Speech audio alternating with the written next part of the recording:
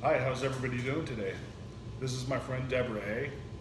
We talk about spirituality and topics related to metaphysics and spiritual coaching. And I wanted to get her on the video today to talk about what she does specifically and what it is that you specialize in when it comes to spiritual coaching. What do I specialize in? Yeah, what is it that you do specifically when it comes to coaching? So I'm a holistic leadership mentor, so I focus on helping people build psychological safety, either at home or in the workplace. How did you originally get into spirituality and why? I was raised by ministers, and I was a minister for a long time, so I had like that religious piece, but my father was like very principle focused, so even though we had a whole bunch of rules for the religion, he more taught me to live by principles. So I'd say that's where I started. And then it just like my journey was just that the religion, there was a lot of areas where I wasn't feeling satisfied. I wasn't feeling like I could actually live the spiritual life that I was trying to live. So it was the irony of it was that even though it was like religious was supposed to be like directing me towards spirituality, but it ended up that I had to kind of leave the religion to preserve my spirituality. Um, what is it that you talk about to people when you're doing your coaching in relation to parts work and the stuff that you talked to me about before? I like to talk about or help everyone see that there are no bad parts of us. So if you say something like, a part of me is really excited about this, but then another part of me is like terrified. Those are actual different aspects of ourselves. We all have many different parts, and none of them are bad. Even the ones whose behavior we might consider bad, there's always a really positive intent behind their behavior. And so parts work is really about reestablishing trust between the different parts of yourself and you, and taking back like the driver's seat of being the leader of your life instead of letting fear or any other kind of aspect of yourself run the show.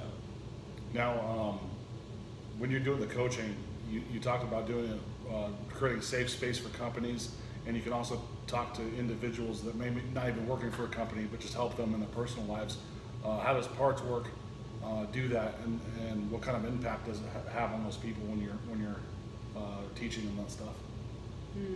Is it okay if I take a step back and kind of paint a little bit of a context Yeah, before of I course. answer that question? Okay, so like for me, everything when you're holistic, everything is about the context, because the same person in two different contexts will act very differently, right? So it's not really the person, it's the context within which they are. And so in the context of the work that I do, it's about recognizing that we are leaving an era. So we were all in what Charles Eisenstein calls the story of separation, which is where we all have been operating under the belief that each of us are separate from each other. We're separate from our bodies. We're separate from the earth. We're separate from everything is separate, and we can compartmentalize and box things and extract and think that we're not actually doing it to ourselves because we're seeing ourselves as separate.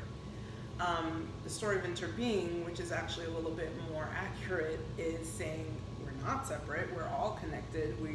If I hurt you, I'm really hurting myself at the same time in a different way. Or maybe it takes a while for it to come back to me that way, but there is no separation between you and I. And so once we understand that that's what we're moving into, like humanity is slowly starting to wake up to realize, oh, we've been operating under the wrong assumptions, basically. So in that context, right now, we're in between what we call the space between stories, in between the old story of separation and the emerging story of interbeing, which has always been, it's not new, it's always been there, but it's more that we're now waking up to that. So in that context, when it comes to parts work is what I call a framework of interbeing, meaning that it is a way of being able to tell a story that honors our true nature versus the stories we were telling ourselves that wasn't true to our nature. So interbeing is saying everything is interconnected, and parts work is saying all of these different interconnected parts of us that make up the whole of who we are all have value, all have important perspectives and wisdom to add to the system. So it doesn't make sense to cut them off. And by the way, if you don't mind me saying one more thing about this, I think it's important. Mm-hmm. In the world of personal development, one of the biggest paradoxes I always say is that idea that we need to change. And it's a paradox because the more that you think you need to change, the more you end up harming certain parts of yourself that aren't behaving the way that you think you're supposed to behave. Now, it's true. I mean, like, if you have a serial killer part, yeah, you don't maybe want to continue doing that. However, no matter what the parts are doing, ultimately, getting to the heart of their intention and building trust with them is always going to be your best path forward. And so that means that you've got to start from the premise that they don't need changing or fixing. Because as soon as someone comes to you and says, hey, you need to change, what's the first thing you say? You're like, who are you? Screw you. I'm not going to change. Yeah, I'm fine. What, you know, who are you? Yeah, like, who are you to tell me that I should change? It's the same thing with our parts. Like, they're like, well, why?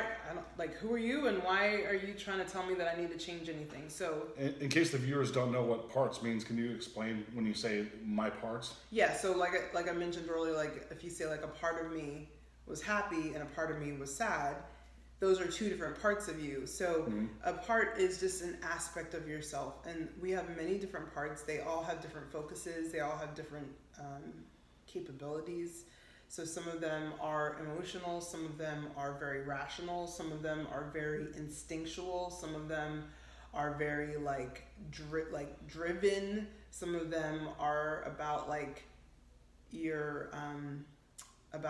your lovability and like kind of where you're headed in life. So each part has like a different focus and a different way of perceiving the world. And you see this with little kids. So when babies are born, they may have like 3 or 4 parts online. So like there's the part that's like, I'm hungry, cry.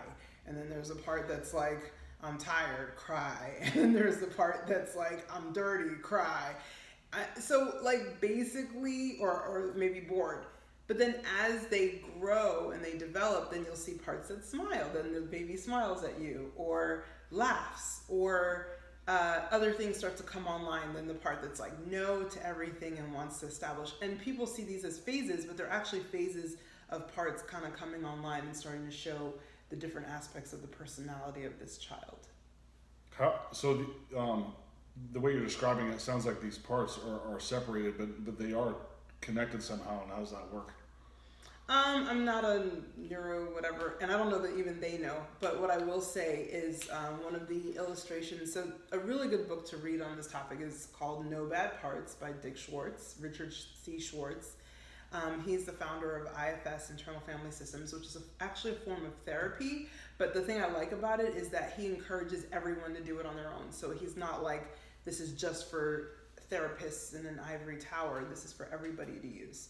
And so he describes parts as being gathered in like cloves, like garlic cloves. So when you pull off a clove of garlic from the bulb, you'll get like maybe 3 or 4 parts that are all connected to that clove. They're all connected to the main piece, but they can all kind of section off on their own. So that's kind of the illustration that he uses for how parts are organized and self-organized. And you'll find this. It's actually really interesting. It's very easy to find this. So think about any topic that you think about on a regular basis. Like you could think about like how you're going to maintain your car. Like, oh, I need to take the car to the shop. Okay, then you'll think about like, oh, how much is that going to cost? And then you'll think about, oh, but then it's really far, and will I have time to pick up the kids afterwards? And then you'll think about, oh, my back really hurts, and then do I really want to drive that far? You'll literally have a series of thoughts and feelings and sensations that you will go through when you think about that topic of maintaining your car.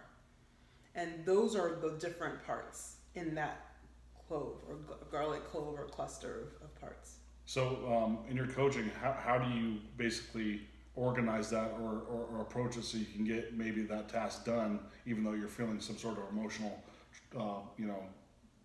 trauma towards whatever it is that you're trying to accomplish?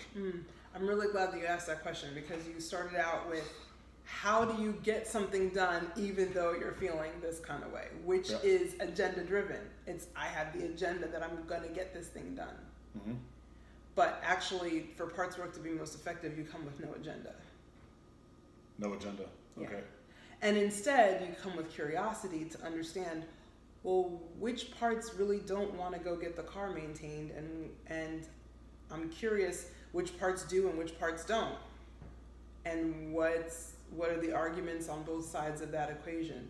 And what you do is when you get all the parts actually hearing each other, so the ones that don't want to go will have their own set of arguments, and the ones that do want to go have their own set of arguments, but they probably never actually listened to each other. So really what you're doing is you're being a mediator and having them all kind of sit at the same table and have one group listen while the other group shares why they don't want to go get maintenance done, and then vice versa, flip it, and then that group listens while this group says why they do want to get maintenance done. And usually what happens is once they start hearing each other, it shifts the way that they are interacting on that topic.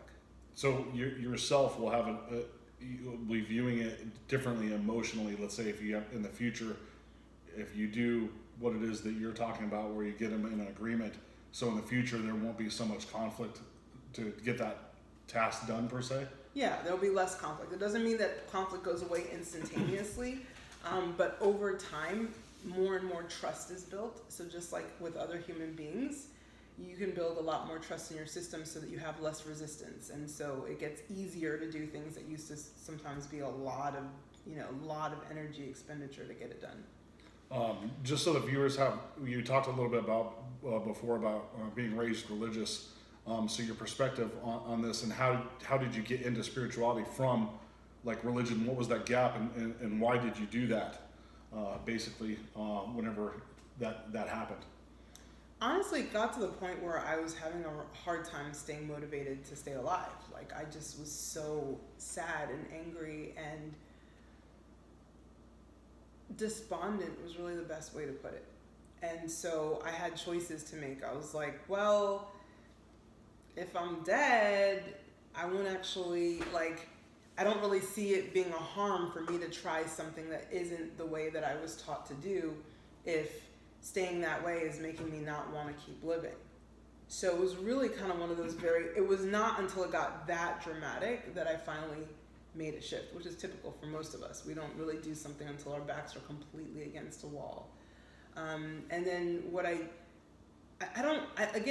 feel like my father gave me the foundation because of the way he taught me to live by principles and not worry so much about specific rules, but just to worry about to stay focused on the big picture. So he taught me at an early age how to let's say example, the rule is don't lie. Okay, don't lie. But of course, there's always going to be temptation to lie at certain points in time where you're like, I don't want to get in trouble for that, or I want them to like me or whatever. But then in the long term, it's when I think about it from a principle standpoint, it's well, A, I don't want people lying to me, but if I lie to them, then I'm basically saying it's okay to lie. That's the first thing. Yeah. So energetically. And then B, it's once I start lying, then I have all these other lies to cover up the original lie. It gets exhausting. And then C, I don't even feel good because I knew I lied and I didn't want to become callous to lying. So all of those things over time and experimenting and playing with that in real life, I was like, you know what? The principle is that I want to live honestly. I want to live transparently. And am I always going to get it perfect? No, but baked into wanting to live an honest life and to have one life is the fact that I'm not going to be lying. So it's not about following the rule of don't lie, but it's more about living by the principle of living one life in integrity.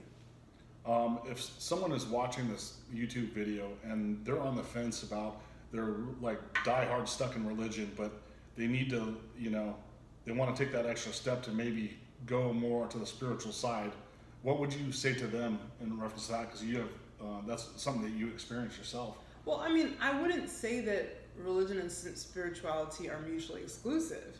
That's true. I would just simply say that there's a lot of places where you can get off course with religion, like anything, right? You could say the same thing about science or politics or anything. Like, I'm not saying religion is right or wrong, like the big bad wolf here, but I'm just saying that it can be very easy to get off track and think that you're being spiritual, but in truth you are just being religious, and you're being religious following someone else's definition of what's okay instead of tuning into your own intuition, into your own divine guidance as to what is okay for you. So I think for me, like, because I would keep coming back to principles, and I would keep like zooming out. This is something I learned, and it's one of the steps of my process is zooming in and zooming out. I would zoom out outside of that church, outside of that group of people, that friends group, outside of my parents' expectations for me in school, whatever it was. I would keep going out, and I'd say, like, in the bigger context, how is it that I'm trying to show up? How am I trying to live? And eventually I could no longer in good conscience continue following the path of the religion the way they wanted me to go, because it was forcing me to stifle too many parts of myself, and it was making me sick. It was like really making me sick. So I would say some people are really like happy with their religious path, and if that's the case, like, I would never tell them to stop, like, do what it is that makes you happy. But if you're in that place of like crisis where you're like, I really don't believe in this anymore, but I'm like going because my family is there, or I don't want to look like the crazy person in my neighborhood, or like, that is the person that I would encourage to trust and to pray. Because when you pray and you ask for guidance, which is what I've done countless times in my life, I always received the guidance that I needed, even when it came from the least expected source. Yeah. But I just learned to trust that. And I don't know all the different main, religions that people might be watching here, but if you're a Christian, there are many precedents for that in the scriptures, and that's what really helped me. So people like, so many people like David or Esther or Samson. There's so many biblical examples of good people who totally broke the rules. But that's because they were following divine guidance for them as individuals versus following the Mosaic law, which was for everybody, and it was kind of generic. And they had clear guidance that was the way that they were supposed to go, even though it was breaking the law. So I always encourage people, if you are a Christian, and I don't know what it is if you're other faiths, but if you're a Christian, there are always going to be examples in your holy texts, in the scriptures, to help you to say, okay, how do I live in alignment with what I know? Because you're not trying to be like, my guess is that you're not trying to rebel just for the sake of rebelling. Like, you're in a place of dilemma because something genuinely doesn't feel right. Like, because there's actually something that's a problem. Yeah, and there's fear there. Yeah. Yeah. Right. Well, the fear doesn't feel right. It doesn't feel good. So it's like, for me, a lot of times, like, if I was afraid, like, I didn't just try to, like, at least I can now, but at the beginning, I would never try to take some, like, bold leap without, like, deeply thinking and contemplating it. But a lot of those scriptural precedents helped me, like, a lot of those stories in the scriptures that were people that I admired for their faith and their relationship with God. God literally gave them something different from what the general law was. And so with religion, I'd say the same thing. It's like, there is a general law for everybody, and there's always going to be good in that law. But if you're finding that it's really creating problems for you, or you're having a lot of internal conflict, that's an opportunity to dive a little deeper. So first is go into prayer. Second is really trust the intuitive hits that you're getting, that something is off, that needs your attention. And then third is actually look in your scriptures for examples and guidance. So you're not just, it doesn't just look like you're just going off the cuff, but that you actually have principles and standard, like, examples to use to say. And if you look at any law, like any legal proceeding in any court, they will say, okay, what's the legal precedent for this thing that you're trying to do or trying to prove or trying to win. So this is the same thing. It's looking at precedents in the scriptures for what you're trying to do, and not just looking at it as a reason to, like, just go willy-nilly. Okay. Is there anything else you would like to share about parts work? And also, is there a place where someone can connect with you, and maybe you can work with them as well on what you do? Yeah. So if you're, that's a good question. Parts work is really, I like it because it's very compassionate, it's very gentle, and we always meet the system where it is. There's a saying in parts work, we always go at the pace of the system. So the system being the system of parts in your body. So we never push further or faster or harder than any part is comfortable with. So that's one thing I want to say. If you're feeling kind of skeptical about it, then just honor that skeptic part of you. Maybe get curious if you had any kind of strong emotions come up, whether enjoyable or not enjoyable from what we shared today. Like, just get curious about that. Like, I'm wondering why I feel like that. I'm wondering what that's about, and see what thoughts, images, sensations, feelings come up, because that's your system. Your body is trying to communicate with you. So that's one.